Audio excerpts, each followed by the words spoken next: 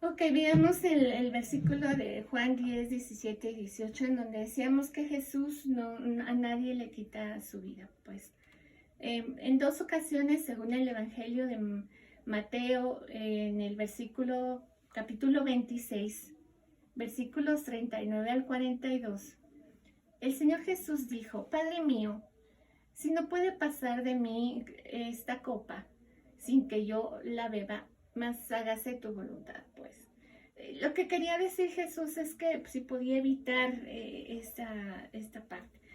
Todos creo que a lo mejor pensamos que el Señor tenía miedo a morir, que el Señor tenía miedo a pasar por todo lo que Él sabía, porque Él sabía perfectamente todo lo que le iban a hacer. ¿Qué crees que esa no era la intención de esa oración que Él hacía al Padre? Si puede pasar de mí esta copa.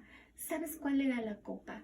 Era, te leo el versículo primero, mira, Lucas 22, 24 dice: y estando en agonía, oraba más intensamente, y era su sudor como grandes gotas de sangre que caían hasta la tierra. Y Jesús era un hombre de mucho valor. No era un hombre que se acobardara. Eh, su valor era moral, era un hombre invencible, vamos. Él nunca pudo haber tenido miedo al dolor o miedo a la muerte. No, esa no era.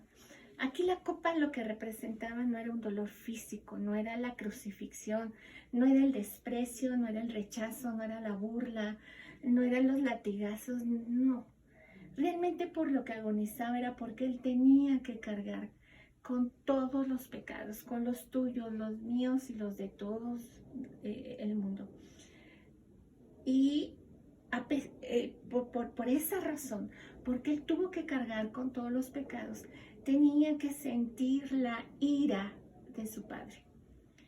Jesús tenía que enfrentar un juicio divino, un juicio que no era de él, un juicio que era tuyo y era mío.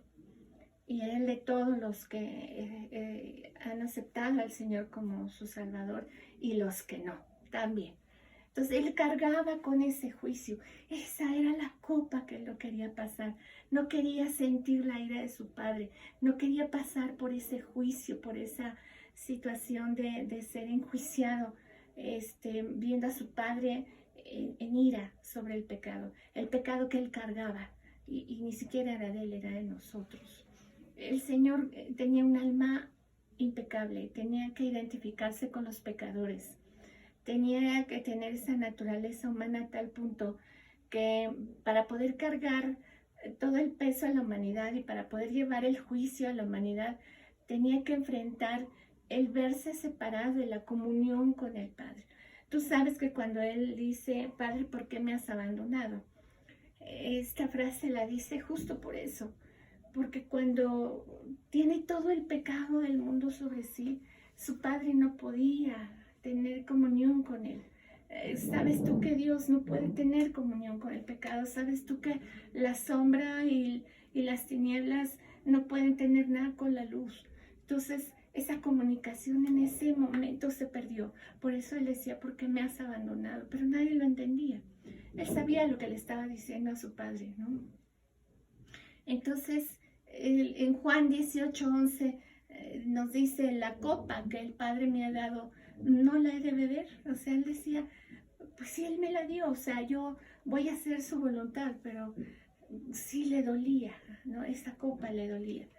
En ese momento vemos que él empieza, decía el apóstol en la prédica de ayer, esto es bien importante, que Jesús primero dio toda su sangre y después murió.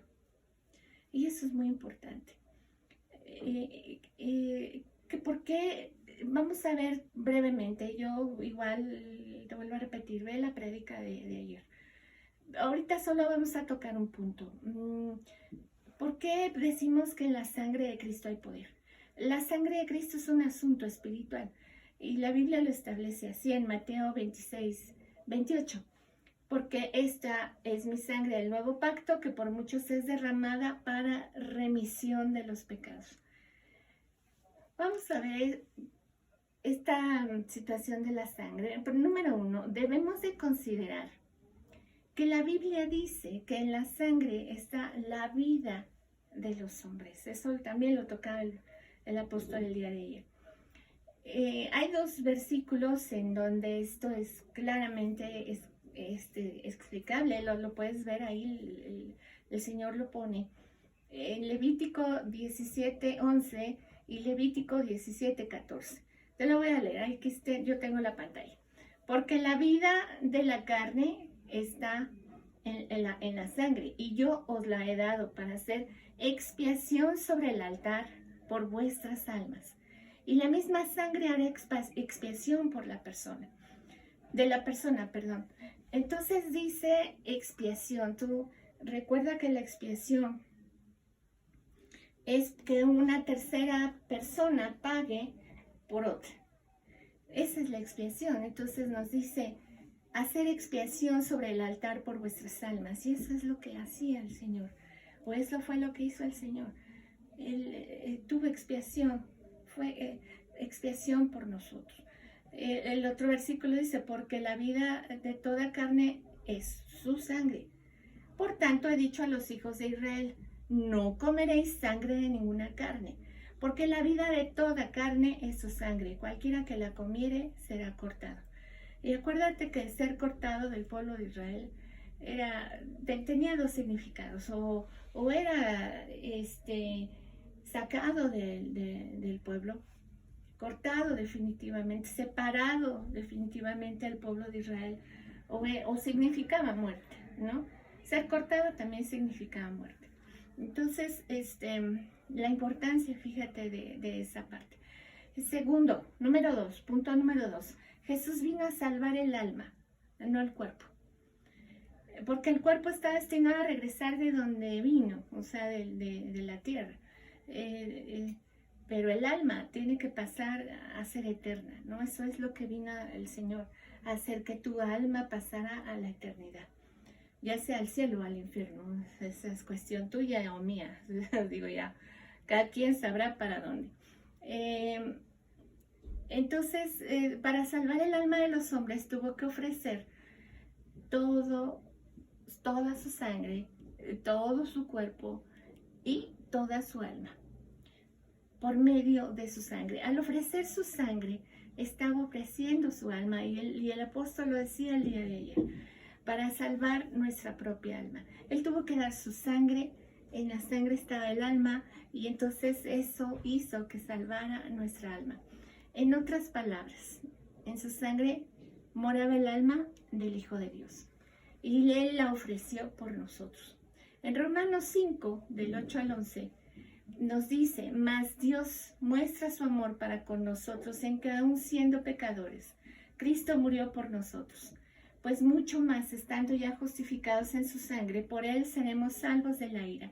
Porque si siendo enemigos fuimos reconciliados con Dios por la muerte de su Hijo, mucho más, estando reconciliados, seremos salvos por su vida. Y no solo esto, sino que también nos gloriamos en Dios por el Señor nuestro Jesucristo, por quien hemos recibido ahora la reconciliación.